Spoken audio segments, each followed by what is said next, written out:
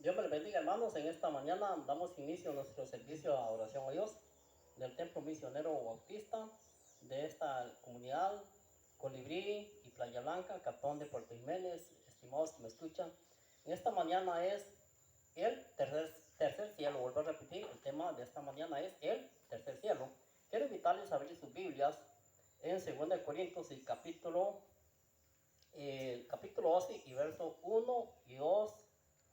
Y dice así: ciertamente no me conviene gloriarme, pero que refiere a las visiones y a las revelaciones del Señor.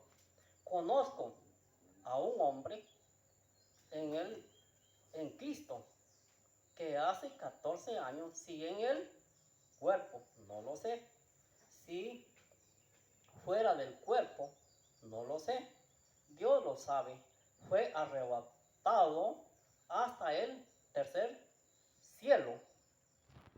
Estas hermosas palabras del apóstol Pablo, ciertamente él empieza su expresión, ciertamente no me conviene gloriarme. Bueno, son expresiones que a veces uno dice, a veces no me conviene gloriarme, pero muchas veces es necesario gloriarnos de lo que Dios hace en nosotros. Claro que sí, ¿verdad? Muchas veces podemos dar testimonio de nuestros esfuerzos y todo lo que nosotros hacemos para testimonio, para que alguien diga, bueno, pero ¿cómo puede ser que esta persona haga y que yo no voy a hacer? A veces es necesario. Ahora, el apóstol Pablo entonces por eso es que dice, ciertamente, tal vez no me conviene, pero aunque no le conviene, sí es bueno a veces gloriarse de lo que Dios hace en nosotros. Él está expresando una gran experiencia en su vida.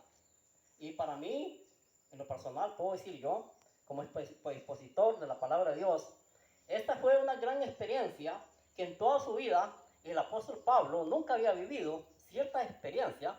Por eso quiero volver a leer el verso 2. Conozco a un hombre en Cristo que hace 14 años, si en el cuerpo, no lo sé, si fuere del cuerpo, no lo sé, Dios lo sabe, fue arrebatado hasta el tercer cielo.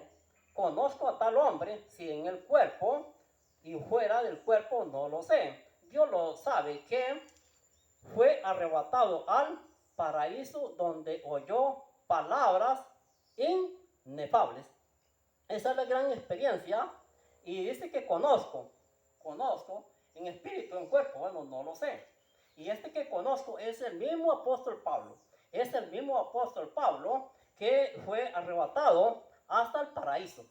Bueno, ¿cuál es el paraíso? Podemos preguntarle, pero ¿de qué paraíso nos está hablando el apóstol Pablo? Y que fue arrebatado y que vio cosas grandes, inefables, y que no le fue permitido hablar de lo que vio. Nada pudo escribir de lo que vio porque no le fue permitido. Este paraíso terrenal es precisamente cuando Jesús está crucificado y uno de los malhechores dice: Señor, cuando estéis en el paraíso, acuérdate de mí. ¿Y qué le responde Jesús? Hoy mismo, este es el mismo paraíso donde fue arrebatado el apóstol Pablo. Cosas grandes, maravillosas, que no le fue permitido saber. No le fue permitido saber a la iglesia cómo fue esa experiencia del apóstol Pablo cuando subió, ¿qué? Al tercer cielo.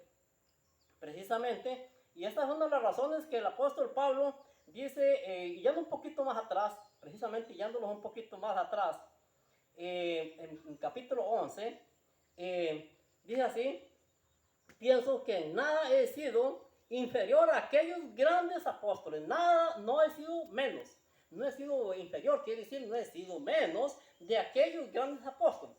Claro que sí, ¿verdad?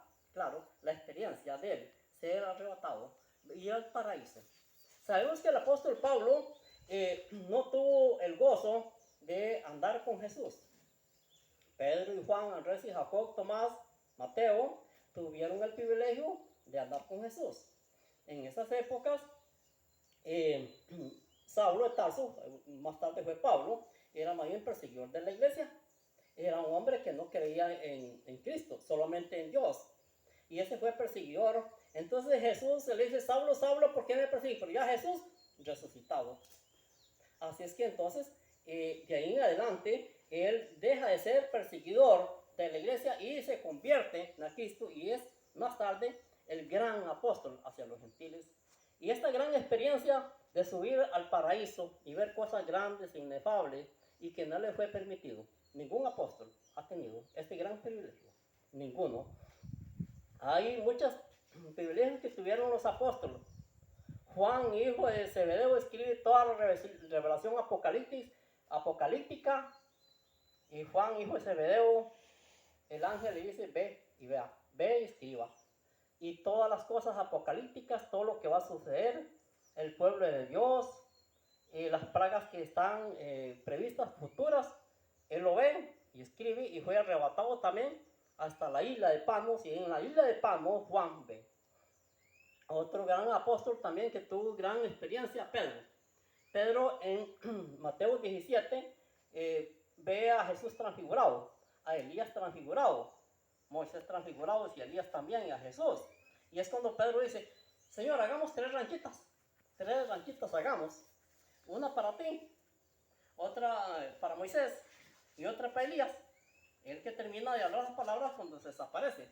Pero fueron grandes privilegios que estos grandes apóstoles vieron. Pero el apóstol Pablo, yo no soy menor.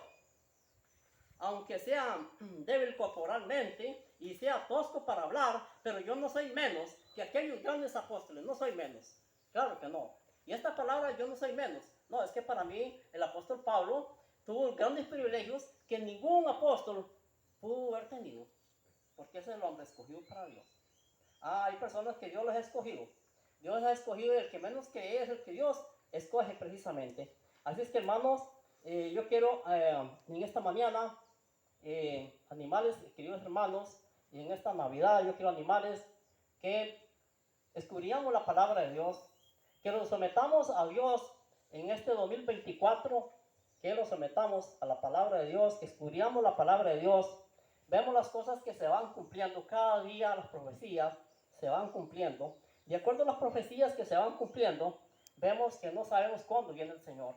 Pero sí vemos prácticamente que los tiempos están cerca de la venida. Y aunque dure muchos años, puede durar muchos años la venida del Señor, pero quiero decirle, hermanos, que me escuchan en las redes sociales, nuestros años de vida son cortos en la tierra. Nosotros debemos de aprovechar nuestros años sirviendo a Dios. Debemos de aprovechar los años en esos tiempos que estamos de Navidad. Debemos de aprovechar los tiempos de Navidad, disfrutar en familia, pero lamentablemente en estas épocas es donde más accidentes hay, donde más licor hay, donde más corrupción se ve en estos días. Y yo quiero animarles, hermanos, de esta Navidad, que este año 2024 sea un año próspero y que nosotros podemos tener buenas actitudes, que nosotros podemos regenerar nuestras vidas, que podemos regocijarnos en el Señor. Y como dijo el apóstol Pablo en Filipenses 4:4, y regocijaos otra vuelta, y regocijaos otra vuelta en este año 2024, que Dios me les bendiga.